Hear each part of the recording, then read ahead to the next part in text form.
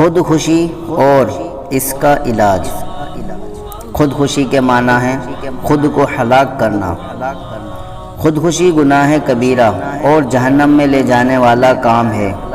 جس نے خودکشی کی، حالانکہ یہ بہت بڑا گناہ ہے، مگر اس کے جنازے کی نماز پڑھی جائے گی۔ وَلَا تَقْتُلُوا أَنفُسَكُمْ إِنَّ اللَّهَ كَانَ بِكُمْ رَحِيمًا وَمَن يَفْعَلْ ذَلِكَ عُدْوَانًا وَظُلْمًا فَسَوْفَ نُصْلِيهِ نَارًا وَكَانَ ذَلِكَ عَلَى اللَّهِ يَسِيرًا۔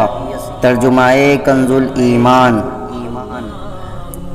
اور اپنی جانیں قتل نہ کرو، بے شک اللہ تم پر مہربان ہے، اور جو ظلم و زیادتی سے ایسا کرے گا تو ان قریب ہم اسے آگ میں داخل کریں گے، اور یہ اللہ کو آسان ہے۔ فرمان مصطفیٰ صلی اللہ تعالی علیہ وسلم، جس نے خود کو جس چیز سے ہلاک کیا اسے جہنم کی آگ میں اسی چیز کے ساتھ عذاب دیا جائے گا۔ خودکشی کے گناہ میں مبتلا ہونے کے بعض اسباب: رنج و مصیبت، تنگ دستی، بے روزگاری، گھریلو جھگڑے، عشق مجازی اور مایوسی۔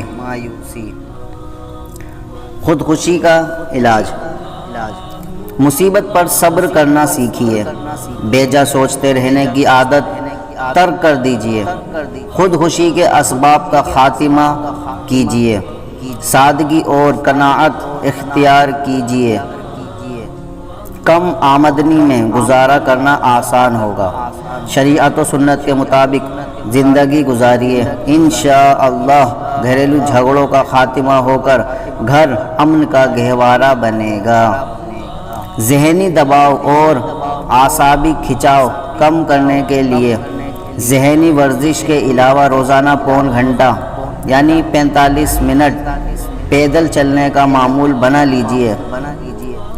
ابتدائی شروع 15 منٹ چال درمیانہ ہو، پھر درمیانی یعنی بیچ میں 15 منٹ قدرے تیز قدم، اور آخری 15 منٹ اسی طرح پھر درمیانہ۔ انشاءاللہ دماغ کو تازگی ملے گی، اور جب ذہن تر و تازہ رہے گا تو خودکشی کا خیال کبھی بھی قریب نہ آئے گا۔ اللہ کی بارگاہ میں دعا ہے تمام مسلمانوں کی جان مال، عزت آبرو کی حفاظت فرمائے، اور تمام مسلمانوں کو عقل سلیم عطا فرمائے، آمین بجاہ النبی الامین صلی اللہ تعالی علیہ وسلم۔ اسلامی معلومات کے لیے سبسکرائب کیجیے، ہماری لیٹسٹ ویڈیو کے لیے بیل آئیکن پریس کیجیے۔